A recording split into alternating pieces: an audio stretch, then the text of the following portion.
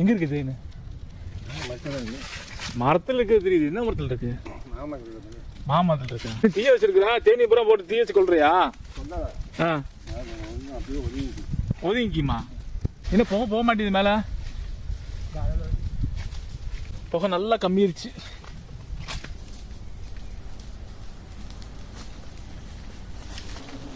கட்டிக்குமா?